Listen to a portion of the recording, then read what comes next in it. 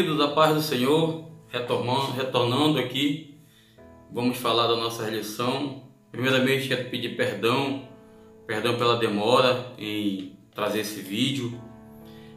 Houveram alguns contratempos e eu fiquei assim possibilitado de vir gravar. Ocorreu que eu trabalho num grupo internacional de hotelaria e esses dias participando de auditorias foram muito cansativos. Tenho chegado em casa muito esgotado e graças a Deus tem nos abençoado, nos dado saúde. Então, por esse motivo, eu retardei um pouquinho a gravação. Hoje é sexta-feira, vou estar noite de sexta-feira, vou estar editando esse vídeo e publicando na madrugada de hoje e disparando amanhã pela manhã, no sábado pela manhã, aos irmãos. Mas eu quero dizer que eu estou muito contente com tudo que Deus tem feito. O meu canal tem desenvolvido, já temos algumas inscrições. Ainda não chegou a 50, né? Acho que não chegou nem a 30 inscrições ainda. Mas estamos avançando. Tá bom? Então, já de antemão, quero pedir aos irmãos que nos ajudem. Compartilhe esse vídeo com seus amigos, com seus irmãos, nos grupos de professores da escola dominical, de diretores da escola dominical. Nós vamos falar da lição 2, tá? Da revista do PEC, tá certo? A lição 2 é o servo do centurião de Cafarnaum.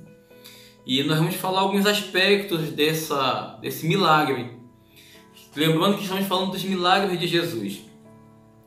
Já antes de começar a entrar na lição, eu vou deixar no link aqui embaixo, no link da descrição, eu vou deixar os dois hinos da harpa cristã, que é o hino de número 155 e o número 410. São dois hinos. O 155 é por mim. Eu conheço, né? Já cantei várias vezes, Imploramos Teu Poder. E o 410, esse eu já não conhecia tanto, mas eu já ouvi cantar algumas vezes. Tá? Mas eu vou deixar o link do YouTube de dois vídeos que tenham essas músicas da harpa cristã para os irmãos poderem consultar. Tá bom? Também, antes de entrar no assunto da nossa aula, eu vou deixar o link do devocional diário, tá? Você vai clicar na terça, segunda, terça, quarta, quinta, sexta e sábado e você já vai direto para o link da Bíblia, tá? Da Bíblia online. Só lembrando, gente, que a gente usa recursos online, recurso grátis. Essa semana mesmo eu tive um probleminha com o programa. Como eu falei, tudo que eu faço eu edito no celular, né? Então eu não tenho computador em casa, eu uso o computador no meu trabalho para fim de trabalho. Então tudo que eu faço de gravação de vídeo, de edição, é no celular. Então eu tive um probleminha com o programa que eu uso, questão de pagamento, né? É o cartão de crédito. Mas eu já vi que vai dar para fazer e depois eu atualizo direitinho esse programa, que é o melhor que há. Tá bom, queridos? Então, tudo que eu faço no celular, faço com muito carinho, faço com muito amor, muito prazer. É muito prazeroso para mim fazer isso. Tá bom? Então, já de antemão, quero agradecer pela paciência dos irmãos. Só lembrando, queridos, que na nossa matriz curricular do PEC, nós estamos falando dos milagres de Jesus, tá? A lição anterior, nós falávamos o significado e os propósitos do milagre. Vou deixar o link aqui no cardzinho aqui em cima, nesse cardzinho, tá? Você clica aqui no card, vai descer os vídeos, todos os vídeos que a gente publica. Aí você vai... Vou deixar logo no primeiro vídeo aqui, o vídeo da aula anterior, tá bom? Então nós vamos falar hoje sobre o servo do centurião de Cafarnaum, a cura, né? O milagre do servo do centurião de Cafarnaum. Essa é a nossa lição de número 2, tá bom, queridos? Vamos começar. Eu quero, antes de mais nada, fazer uma oração rápida. Senhor, que eu possa abençoar o teu filho, a tua filha que está ouvindo essa aula, está assistindo, que ele possa aprender e colocar em prática. Que haja luz sobre o nosso entendimento. Em teu nome, Jesus, nós te amamos e te agradecemos para todos sempre. Amém, amém, Senhor, amém. Queridos, eu vou deixar também aqui embaixo na descrição um material que é o esboço da lição. O esboço da lição, vou seguir o próprio esboço do pé aqui mesmo. E uma coisa que eu não falei nas aulas anteriores é que o pastor Pádua, nosso comentarista da nossa lição, ele vai dividir os milagres de Jesus em dois tipos de milagres, né? em três tipos de milagres, né? Na verdade. Quatro tipos de milagre. Primeiro são curas físicas. As curas físicas foram 17. Segundo, 9 milagres sobre a força da natureza. Os milagres da força da natureza foram 9. 6 milagres sobre o poder dos demônios, né? Ação demoníacas, libertação de endemoniados. E 3 milagres de ressurreição. Jesus ressuscitou, né, a filha de Jairo, o filho da viúva de Naim, e também ressuscitou a Lázaro, seu amigo, né? Vamos o nosso texto áudio, tá bom? Eu vou deixar também, eu vou tentar tirar um print, né, dessa imagem, que é a última página. Se você tem a lição, você tem essa lição aqui. É na última página, na contracapa mesmo, vai estar dizendo, tá, os 35 milagres de Jesus. Há uma pequena controvérsia, mas eu não vou entrar nesse detalhe não. Vou viajar com o pastor Pádua. 35 milagres, tá bom? O que mais que eu posso falar antes de começar? Vamos lá. O texto áudio diz o seguinte, Mateus capítulo 8, versículo 10. Ouvindo isto, admirou-se Jesus e disse aos que os seguiam: em verdade vos afirmo que nem mesmo em Israel achei fé como esta. Ouvindo isto, admirou-se Jesus e disse aos que o seguiam: em verdade vos afirmo que nem mesmo em Israel achei fé como esta. Mateus capítulo 8, versículo 10. A verdade prática diz: a fé do centurião romano foi elogiada e recompensada por Jesus. A fé do centurião romano foi elogiada e recompensada por Jesus. O texto bíblico, a leitura bíblica para estudo, a nossa base de estudo, vai estar em Mateus capítulo 8, versículo 30, do versículo 5 até o versículo 13. E em Lucas capítulo 7, do versículo 1 ao versículo 10. Eu vou ler as duas referências, mas nós vamos nos basear dentro da lição na leitura de Mateus, tá bom? Mas vamos lá. Mateus 8, do 5 ao 13 vai dizer assim: tendo Jesus entrado em Cafarnaum, apresentou-se-lhe um centurião implorando: Senhor, o meu criado jaz em casa de cama, paralítico, sofrendo horrivelmente. Jesus lhe disse: eu irei curá-lo. Mas o centurião respondeu: Senhor, não sou digno que entres em minha casa. Apenas mande com uma palavra e o meu rapaz ficará curado. Pois também eu sou homem, sujeito à autoridade. Tenho soldados a minhas ordens e digo a este: vai, e ele vai. E a outro: vem, e ele vem. Ao meu servo: faz isso, e ele faz. Ouvindo isto, Jesus admirou-se e disse aos que o seguiam: em verdade vos afirmo que nem mesmo em Israel achei fé como esta. Digo-vos que muitos virão do Oriente e tomarão lugares à mesa de Abraão, Isaque e Jacó no reino dos céus, ao passo que os filhos do reino serão lançados para fora. Nas trevas, ali haverá choro e ranger de dentes. Então Jesus disse ao centurião: vai-te, e seja feito conforme a tua fé. E naquela mesma hora o servo do centurião ficou curado. Eu quero ler também o texto de Lucas, capítulo 7, versículo 10. Eu acho bastante pertinente nós fazermos essa leitura, porque vai trazer uma maior compreensão. Isso chama-se contexto. E o contexto da nossa lição diz assim: tendo Jesus concluído todas as palavras dirigidas ao povo, entrou em Cafarnaum. E o servo de um centurião, a quem este muito estimava, estava doente quase à morte. Tendo ouvido falar a respeito de Jesus, enviou-lhes alguns dos anciões dos judeus, pedindo-lhe que viessem curar seu servo. Estes, chegando-se a Jesus, com instância lhe suplicaram, dizendo: ele é digno de que faças isso. Que palavra legal! Ele é digno de que faças isso, porque é amigo do nosso povo e ele mesmo edificou a sinagoga. Então Jesus foi com eles, e já perto da casa, o centurião enviou-lhes amigos para dizer: Senhor, não te incomodes, porque eu não sou digno de que entres na minha casa.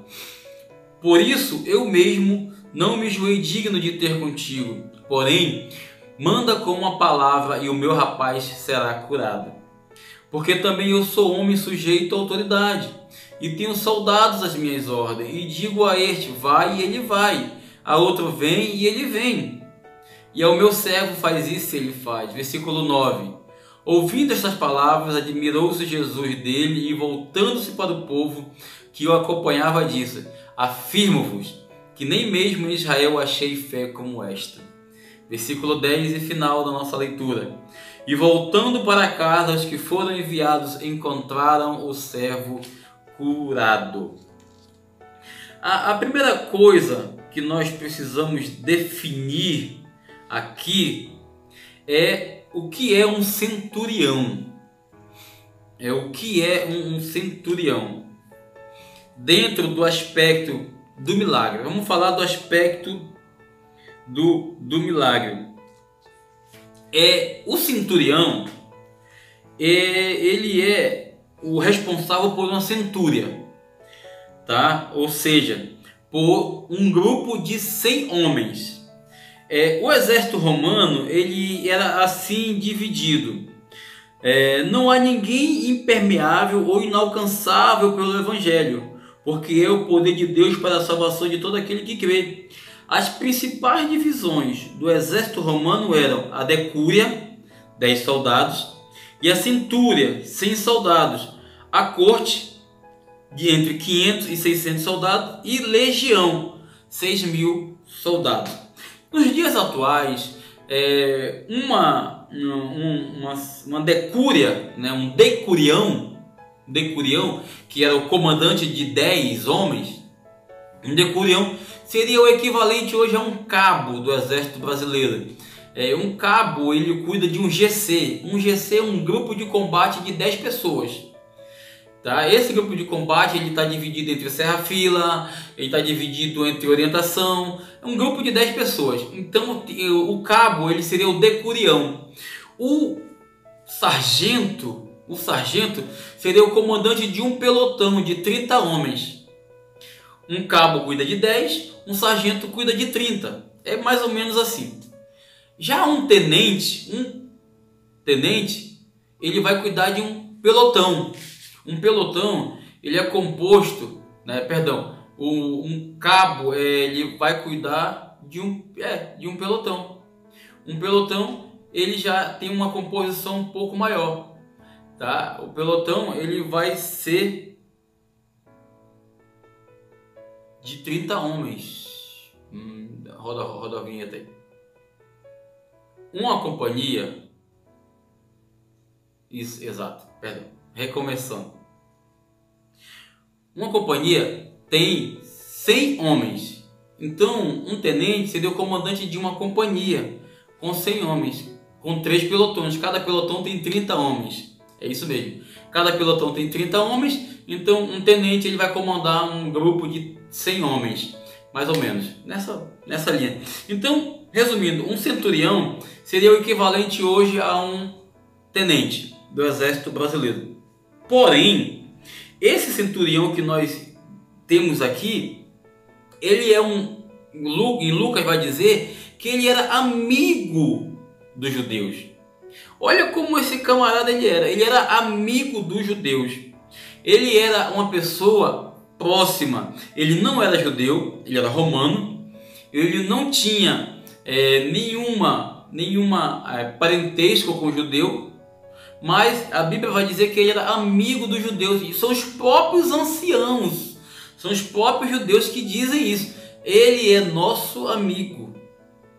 Ele ajudou, a Bíblia não diz que ele ajudou, a Bíblia diz que ele mesmo construiu a sinagoga. Ou seja, ele pegou recursos suas finanças e construiu a sinagoga. Eu quero rapidamente fazer um paralelo entre esse milagre da cura do servo do centurião com o milagre mais, para mim, nonato, com o milagre mais extraordinário que nós temos no Novo Testamento, que seria a ressurreição de Lázaro. Quando Jesus ele se vê diante desse centurião ou diante dos amigos desse centurião, Jesus diz: eu vou lá, ok, eu vou lá. A Bíblia vai dizer que ele pediu, ou que Mateus vai dizer que ele foi pessoalmente. E Lucas vai dizer que ele pediu ajuda aos seus amigos. Mas em Mateus vai dizer que ele foi pessoalmente até Jesus e ele pediu para que Jesus curasse o seu servo.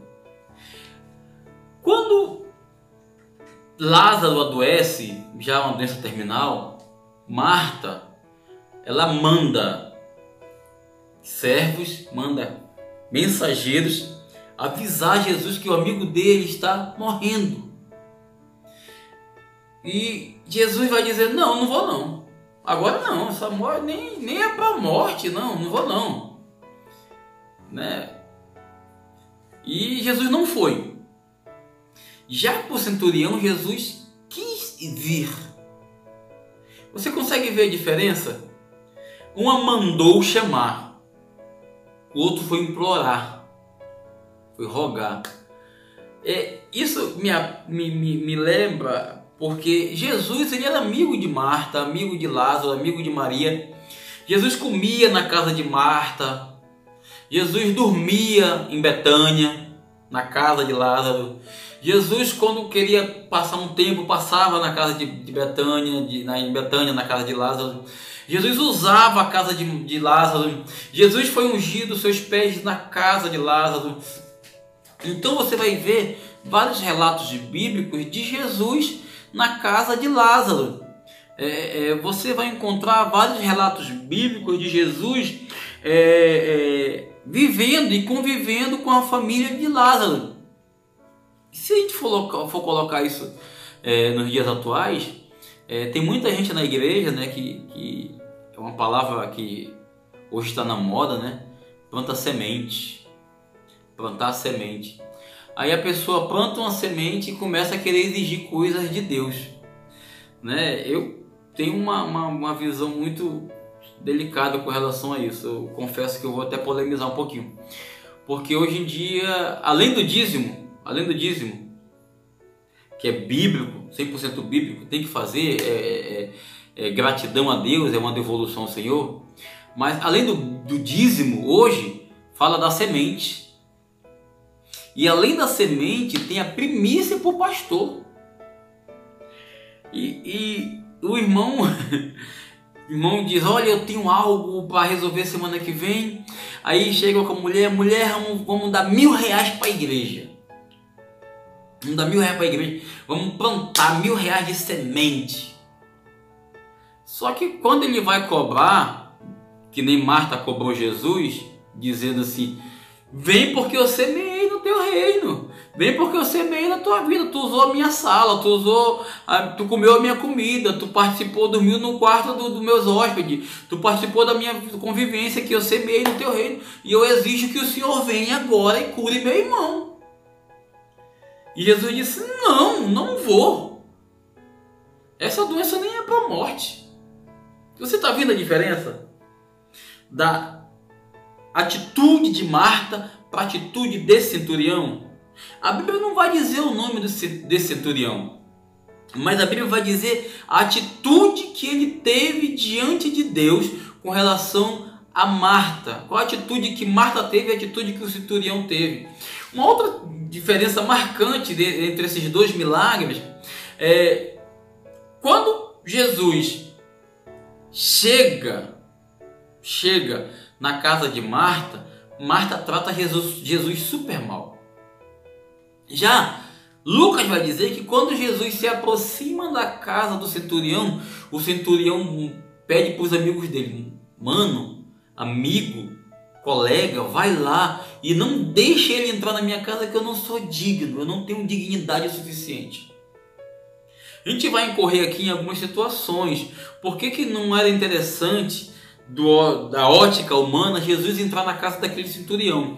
Primeiro, Jesus estaria entrando na casa de um pagão. Segundo, Jesus estaria entrando na casa de um gentio que não comungava com a fé, e assim Jesus iria se tornar impuro. Mas mesmo correndo o risco de se tornar impuro, Jesus diz: eu vou lá. Eu vou lá na casa dele. E vai se dirigindo até lá. Porém, quando Jesus está perto, o centurião diz: não entra não, eu não sou digno disso. Não sou digno de tanta honra. Eu não sou digno dessa honra. Já Marta, quando Jesus chega, quando ele está perto, ela vai dizer: se o Senhor tivesse aqui, ele não teria morrido, ele morreu, a culpa é do Senhor, a culpa é sua. Olha só que petulância, gente. Ela coloca a culpa da morte do irmão dela em Jesus. E Jesus vai dizer: Marta, aquele que crê em mim, ainda que esteja morto, viverá. E ela continua replicando, resistente, à ação de Deus. Quando Jesus pede para remover a pedra, a autoridade de Jesus, ela é eminente naquele momento. E é essa autoridade que o homem humilde, que era o centurião, ele vai dizer. O versículo 8 de Mateus, capítulo 8, vai dizer: mas o centurião respondeu: Senhor, não sou digno que entre na minha casa, mas apenas manda uma palavra e meu servo ficará curado. Ele era um homem, um militar, que podemos dizer também que ele era alguém de status social, ele era alguém político, ele tinha poder sobre Jesus, assim dizendo, porque Jesus era um andarilho, Jesus era um pregador, Jesus era um homem, mas humanamente falando, ele teria poder sobre Jesus. Mas quando alguém chega e vai dizer isso para Jesus, Pilatos, quando vai dizer isso, ele diz: olha, tu sabes que eu tenho o poder de te libertar. E Jesus vai dizer: olha, você não teria poder se do alto não tivesse sido te dado, se eu não tivesse dado a você esse poder. Então ele vai entender que Jesus, ele era o poder, e nós, irmãos, nós só podemos ser alvo da graça e da misericórdia divina quando vemos nossa real situação de impotência e falência espiritual. Eu só posso alcançar isso quando eu reconhecer a minha insignificância diante do Senhor. Então não é porque eu plantei uma semente que Deus é obrigado. Porque eu já ouvi isso. Eu já ouvi cara dizer assim, já vi irmão chegar na igreja assim: eu vou doar o meu carro e Deus vai se tremer todinho com a minha oferta. Meu Deus do céu. Eu fiquei arrepiado. Eu disse: mano, se Deus não tremer, quem treme sou eu. Mas de temor, de medo. A pessoa disse isso: eu vou dar o meu carro de oferta, de semente, e Deus vai se tremer todinho e vai ser obrigado a me abençoar. Onde é que Deus é obrigado a abençoar o ser humano? Em que situação uma pessoa pensa ou julga que Deus é obrigado a abençoar? Eu não sei onde é que as pessoas visualizam isso, mas eu ouvi alguém dizer isso. Um outro aspecto interessante é que esse homem não era judeu, ele era romano. De todos os evangelhos, Mateus em especial deixa claro que o ministério de Jesus se limitou quase exclusivamente a Israel. Quando Jesus vai dizer que ovelhas perdidas vão sentar na mesa de Abraão, na mesa de Isaac e Jacó para comer a comida da fé, Jesus está dizendo, queridos irmãos, que esse centurião não fazia parte do nosso clubinho espiritual. Ele não fazia parte de nenhuma igreja dessas aqui nossas, de nenhuma Assembleia de Deus, de nenhuma batista, presbiteriana, wesleyana, de nenhuma igreja luterana, não. E eu vou colocar os cristãos em geral, a igreja cristã, não somente os evangélicos. Jesus está dizendo que esse homem tinha fé para colocar os evangélicos no bolso. Porque ele é quem entende, eu vou falar isso depois sobre a soberania de Jesus, ele é quem melhor entende no Novo Testamento qual é o real sentido da autoridade de Jesus Cristo.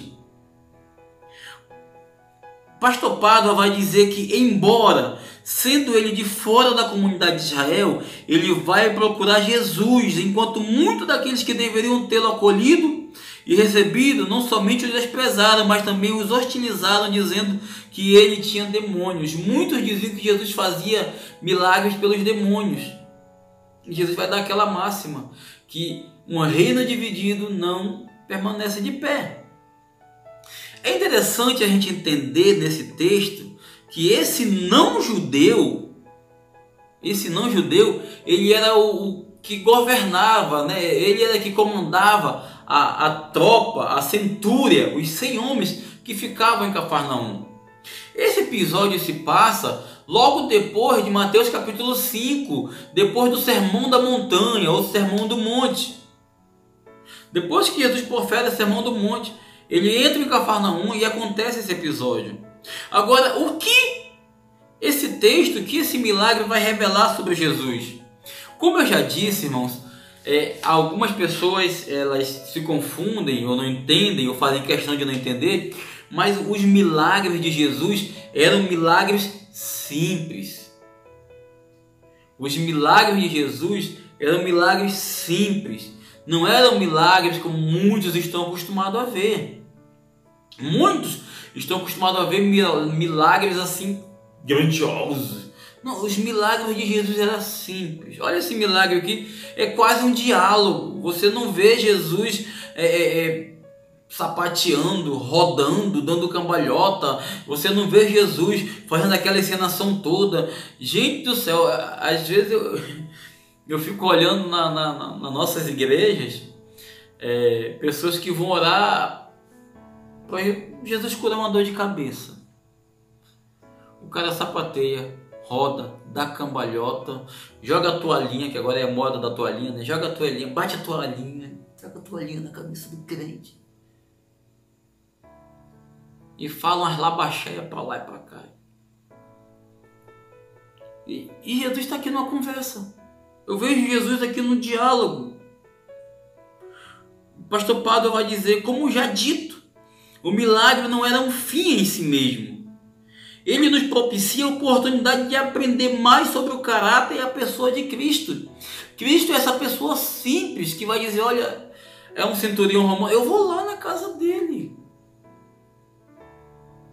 Muitos talvez podem dizer assim, mas era porque na casa do centurião, um homem importante. Mas se Jesus entrasse na casa daquele homem, ele ficaria impuro, gente. Ele ficaria impuro. Mas mesmo assim Jesus decidiu ir lá. Mateus capítulo 8, versículo 5 vai falar: tendo Jesus entrado em Cafarnaum, apresentou-se um centurião implorando. Aí esse centurião ele vai entender a autoridade de Jesus. Ele vai dizer, olha, eu tenho autoridade. Eu tenho autoridade.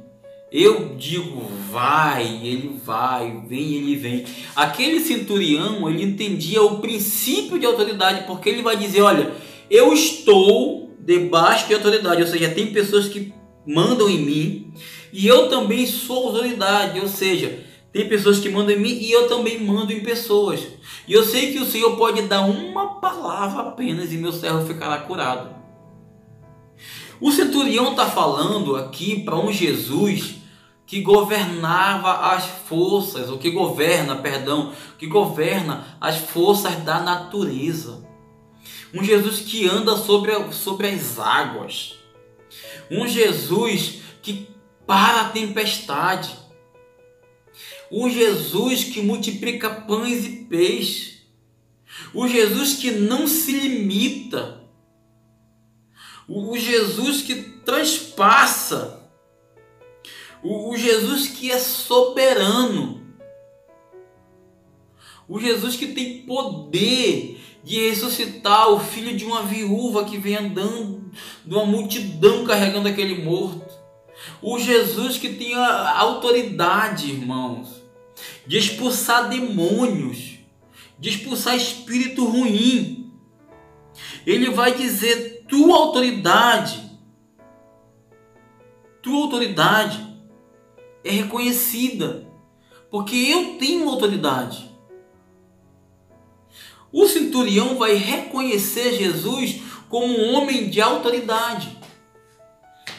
Porque existem, irmãos, palavras ditas por uma pessoa e existe palavras ditas por uma pessoa de autoridade.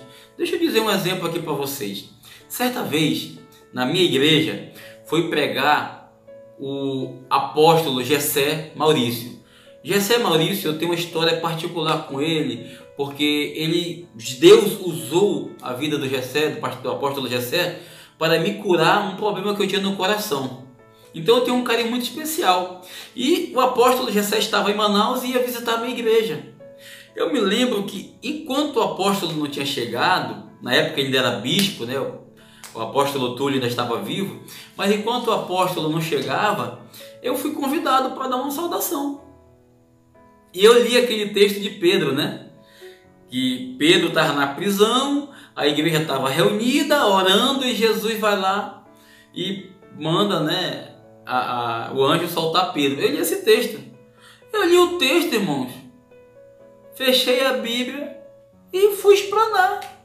A igreja estava apática me ouvindo assim.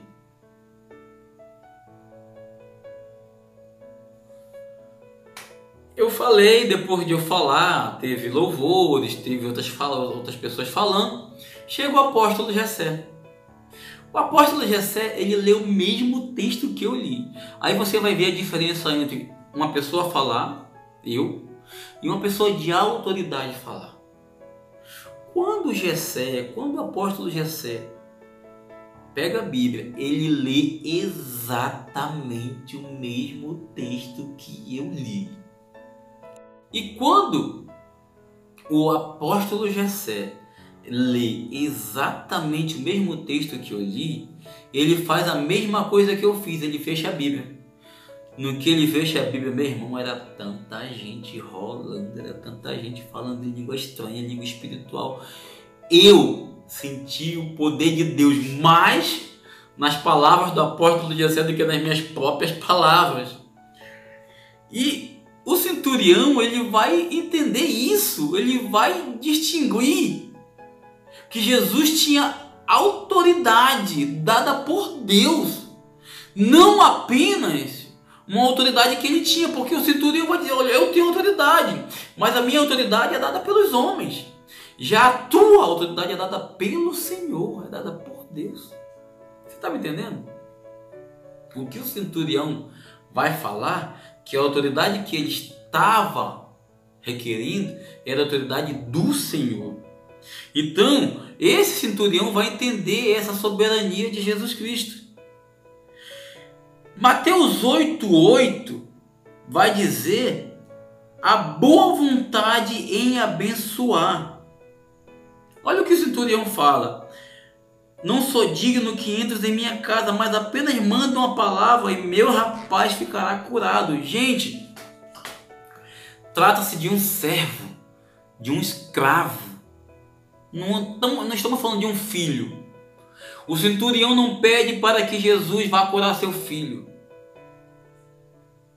O centurião não pede para que Jesus vá curar um sobrinho, um parente. Não, o centurião pede para que Jesus vá curar um escravo. Ele podia matar o escravo. Aquele escravo não estava mais na autoridade do centurião. Porque ele estava doente, ele estava enfermo, ele estava debaixo da autoridade da doença. Se o centurião falava vai, ele não podia ir porque ele estava doente. Vem, ele não podia vir porque ele estava doente. O centurião não tinha controle sobre as ações daquele jovem. Porém, quando nós vamos ler o texto sagrado, nós vamos ver que o centurião vai dizer, olha, é o meu servo, é o meu empregado, é o meu escravo. E Jesus vai dizer, eu vou lá curá-lo. Gente, Jesus pode ter visto a boa vontade daquele centurião. E Jesus, ele vai agir com boa vontade. Eu vou lá na tua casa. O texto não fala qual a distância, mas fala, queridos, que Jesus foi lá. E Lucas vai dizer que quando Jesus estava perto, ele vai dizer, não entra. Existe aqui uma revelação profética. Mateus capítulo 8, versículo 12 diz, ao passo que os filhos do reino serão lançados para fora, nas trevas, ali haverá choro e ranger de dentes. Os filhos do reino, Jesus está se referindo aos filhos de Israel. E eu vou me referir à igreja do Senhor. Porque tem muitas pessoas de fora do nosso clubinho evangelical, ou do nosso clubinho gospel, que vai ser salvo, vai sentar na mesa de Abraão e não somos nós. Olha, o versículo 11 vai dizer, Mateus 8:11 vai dizer isso, que aquele centurião, ele poderia sentar na mesa de Abraão, Isaac e Jacó e comer da comida da fé.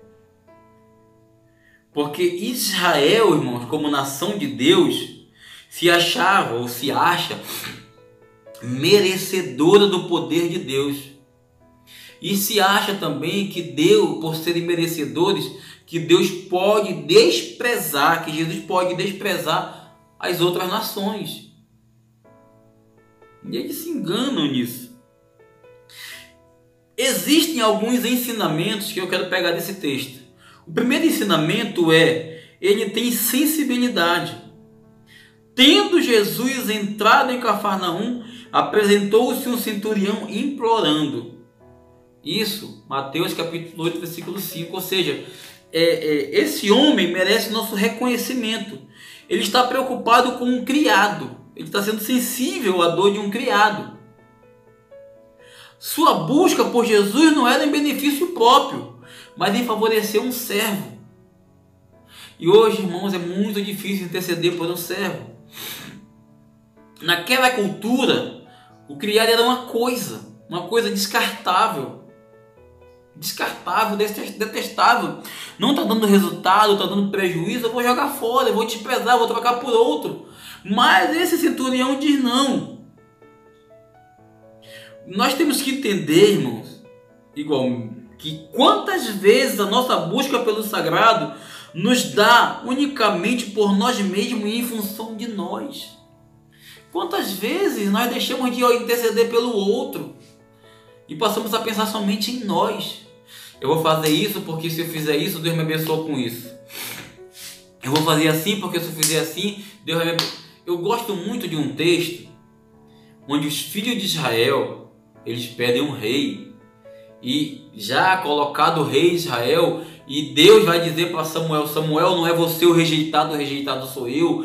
E no final de muitas situações, o povo chega para Samuel e diz assim, Samuel, continua intercedendo por nós, não para de orar por nós.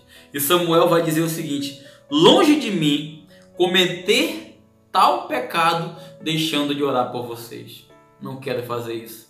Então, assim como Samuel foi sensível ao clamor do povo, dizendo, não deixa de interceder por nós, Samuel vai dizer, olha, se eu deixar de orar por vocês, eu vou estar pecando.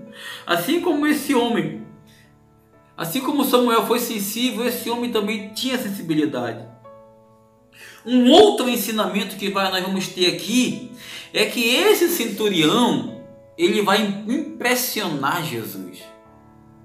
Em que sentido? No sentido de Mateus 8,10. Ouvindo isto, admirou-se Jesus e disse aos que o seguiam: em verdade vos afirmo que nem mesmo em Israel achei fé como esta. Gente, Jesus entra em Cafarnaum, Jesus é interpelado por um centurião, um homem cheio de fé. Esse homem impressionou Jesus. Lucas vai dizer que esse centurião ouviu falar dos milagres e dos feitos de Jesus. A ideia presente nesse texto, nessa impressão de Jesus, é que Jesus ficou tão impressionado com a atitude do centurião que soltou um sonoro amém. Assim seja. Jesus concorda, impressionado, esse é o sentido. Isso quer dizer que ele emite da nossa parte a pergunta simples: o que impressiona Jesus? O que impressiona Jesus aqui é a fé. E não é o tamanho da fé desse centurião, é a qualidade da fé desse centurião. Jesus vai falar de fé não como algo quantitativo, porque fé para Deus não é quantitativa, fé para Deus é qualitativa. Muitas pessoas pensam que Deus vê a fé de forma quantitativa. Engana-se. Deus vê a fé de forma qualitativa. Como é que é isso, pastor? Deus vê a qualidade da tua fé. Jesus vai dizer: se tiverdes fé como um grão de mostarda, ou seja, qualitativa, como, igual, semelhante, parecido a um grão de mostarda. Ou seja, Jesus está aqui qualificando a fé, não quantificando a fé. E Jesus vai se surpreender com isso. E esse é o último tópico do terceiro ponto. Ele tem fé. Mateus 8,13. Então Jesus disse ao centurião: vai-te e seja conforme a tua fé. E naquela mesma hora o seu servo foi curado. Vai-te e faça conforme a tua fé. Interessante, irmãos, é que esse centurião romano demonstra uma fé espetacular na pessoa de Jesus. Ele decidiu pedir ajuda a ele. Poderia ter ido à sinagoga. Foi ele que ajudou a construir a sinagoga. Foi ele que construiu a sinagoga. Mas ele não faz isso. Ele vai até Jesus. E aqui vem algo que eu sempre vejo. E esse é o meu canal, Fala no Nato. Eu sempre vejo as pessoas trocando uma intercessão a Deus pela intercessão a um político. Trocando a intercessão a Deus pela intercessão a uma autoridade humana. Gente, eu não condeno a política. Eu condeno a inversão de papel que a igreja faz, deixando de colocar a intercessão no Senhor para colocar a intercessão na política, no político. Eu já disse isso aqui, eu não defendo o político. Eu não faço apologia a político algum. Eu tenho a minha visão, eu tenho uma pessoa em quem eu votei, eu acompanho essa pessoa, eu fiscalizo o mandato do meu deputado federal, eu fiscalizo o mandato do vereador em que eu votei, do governador em que eu votei, eu fiscalizo o mandato do presidente em que eu votei, mas eu não faço apologia a nenhum político.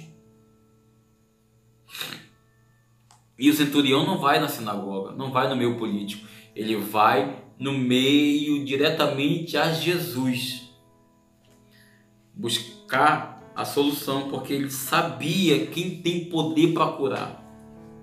Ele sabia quem pode isso. Ele sabia que o poder de fato tinha era Jesus. A nossa aplicação pessoal vai dizer o seguinte: o centurião cria que uma palavra, mesmo dada à distância, curaria seu servo. Sua fé foi recompensada. E aqui no final o pastor Pádua faz a pergunta: como está a nossa fé? Como está a nossa fé? Como está a minha fé, a tua fé? Como está, queridos, a nossa questão de fé diante de Deus? Fica aqui a pergunta. Então aplique no seu coração que o centurião cria que uma palavra, mesmo à distância, iria curar seu servo. Então creia que a palavra de Deus ela pode fazer muito em seus efeitos. Quando nós temos fé verdadeira, genuína, real, essa fé ela é recompensada. Muito obrigado por ter ficado comigo até o final desse texto.